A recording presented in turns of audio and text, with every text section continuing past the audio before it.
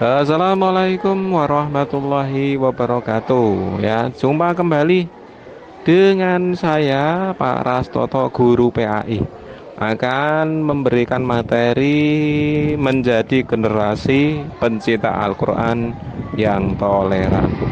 Materi ini adalah untuk kelas 8 kurikulum Merdeka yang semester ganjil atau semester 1.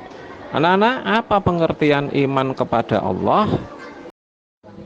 Pengertian iman kepada Allah adalah secara bahasa artinya pengakuan, ya, yang melahirkan dan menerima dan tunduk, sedangkan secara istilah meyakini dengan sepenuh hati, mengikrarkan dengan lesan, dan dibuktikan dengan amal perbuatan.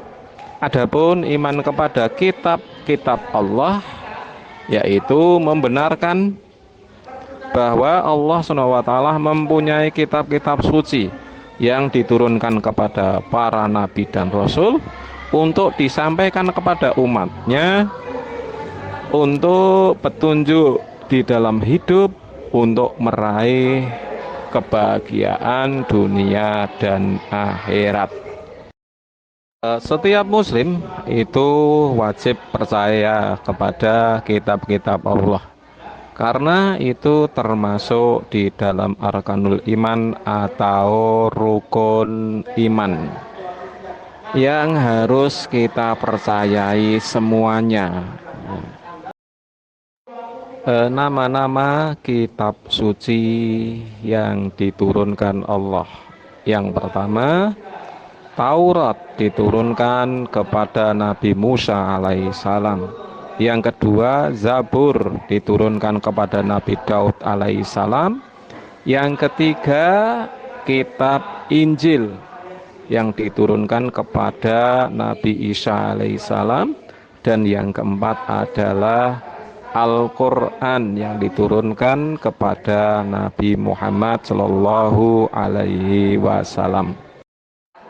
Yang pertama adalah kitab Taurat.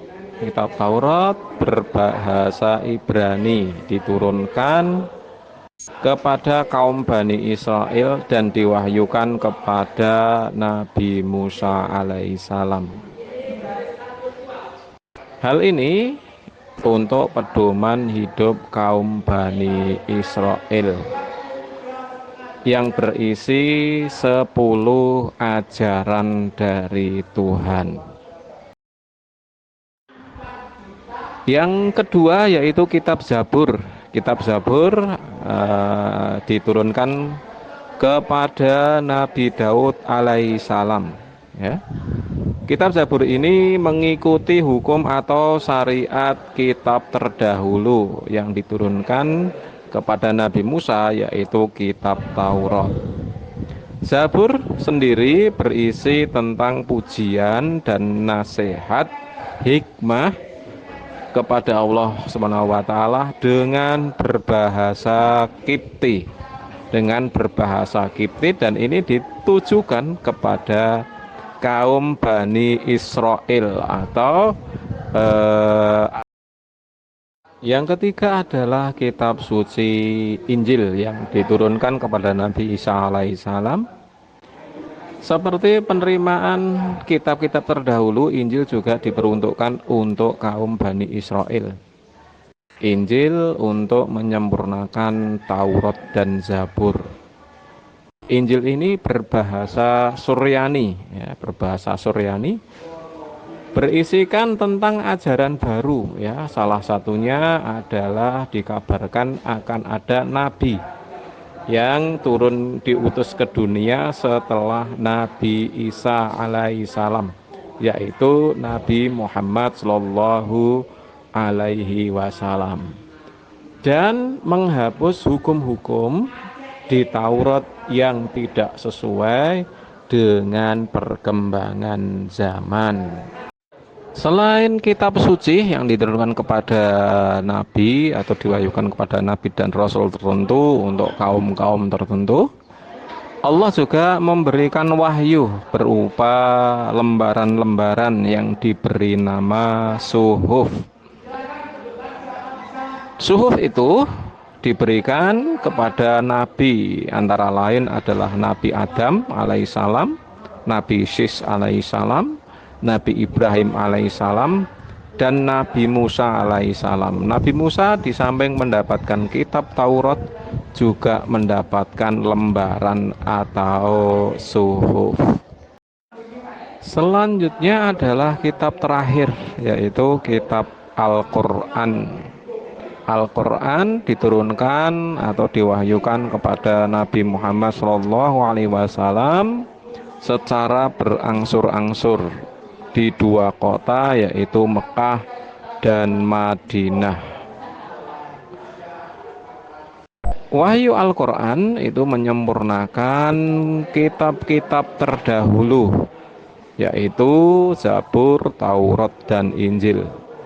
Walaupun demikian, kita sebagai muslim wajib mempercayai keberadaan dari kitab-kitab terdahulu. Dan kitab-kitab terdahulu itu inti ajarannya adalah ajaran tauhid, yaitu mengesahkan Allah atau menyembah, menjadi generasi yang mencintai Al-Quran. Generasi yang mencintai Al-Quran yaitu generasi yang tidak hanya meyakini atau percaya keberadaan Al-Quran yang diturunkan kepada Nabi Muhammad, tetapi juga generasi yang mencintai Al-Quran. Dalam arti mencintai itu ada tahapan-tahapannya. Yang pertama yaitu tahapan mampu membaca dengan benar sesuai dengan hukum tajwidnya. Setelah itu tahapan berikutnya yaitu dengan mengartikan. Mengartikan ini kita bisa belajar berbahasa Arab atau mengartikan dengan membaca terjemahannya. Tahap berikutnya yaitu dengan merenungi kandungan isinya atau mentadaburinya. Kandungan isi Al-Quran itu selanjutnya yang terakhir mampu mengimplementasikan atau mengamalkan di dalam kehidupannya. Pengamalan Al-Quran yang paling baik yaitu secara kehidupan, yaitu mampu memperbaiki akhlak seseorang.